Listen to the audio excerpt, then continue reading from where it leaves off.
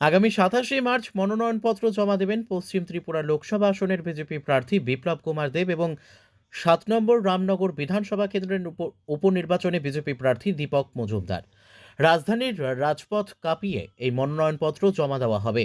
তার জন্য শনিবার প্রদেশ বিজেপি কার্যালয়ে আগরতলা পুর নিগমের সকল ওয়ার্ডের কর্পোরেটরদের নিয়ে গুরুত্বপূর্ণ মিটিং করেছেন প্রদেশ বিজেপি সভাপতি রাজীব ভট্টাচার্য। সাথে উপস্থিত ছিলেন প্রদেশ বিজেপির সহ সভানেত্রী পাপিয়া দত্ত, ৭ নম্বর রামনগর বিধানসভা কেন্দ্রের উপনির্বাচনে বিজেপি প্রার্থী দীপক মজুমদার, বিজেপি সদর জেলা শহরাঞ্চল কমিটির সভাপতি অসীম ভট্টাচার্য সহ অন্যান্যরা। এক সাক্ষাৎকারে বিজেপি সদর জেলা শহরাঞ্চল কমিটির সভাপতি অসীম ভট্টাচার্য জানান, ২৭শে মার্চ মনোনয়নপত্র জমা দেবেন পশ্চিম ত্রিপুরা লোকসভা আসনের বিজেপি প্রার্থী বিপ্লব কুমার দেব এবং ৭ নম্বর রামনগর বিধানসভা কেন্দ্রের উপনির্বাচনের বিজেপি প্রার্থী দীপক মজুমদার। ২৭শে মার্চ সকাল ১০টায় রবীন্দ্র ভবনের সামনে থেকে তারা দলীয় কর্মী সমর্থকদের সাথে নিয়ে র্যালি করে মনোনয়নপত্র জমা দিতে যাবেন।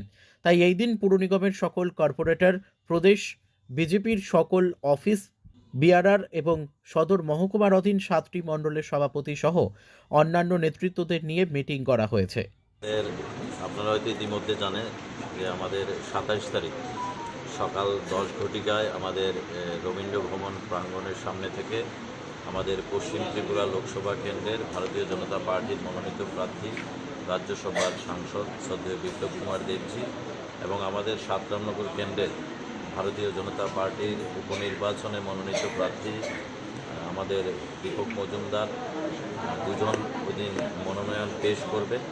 সেই মনোনয়নকে কেন্দ্র করে আজকে আমাদের সদর জেলা, সদর আরবান এবং রুরাল জেলায় যে ৫১টা ওয়ার্ড রয়েছে, সেই ওয়ার্ডের সমস্ত কর্পোরেটররা এবং নমিনেটেড কর্পোরেটররা আমাদের এই এএমসির অন্তর্গত যে ৯টা মণ্ডল রয়েছে সেই মণ্ডলের মণ্ডল সভাপতি, সাধারণ সম্পাদক এবং জেলা অফিস বিআরআরদের নিয়ে এই সাংগঠনিক বৈঠক, যাতে ওই দিন প্রচুর সংখ্যক আমাদের সমর্থিতরা থাকে, অর্থাৎ ওই দিন আগরতলা রাজপথ কাঁপিয়ে আমরা সেদিন আমাদের দুজন প্রার্থীকে নিয়ে আমরা নমিনেশন জমা দেব।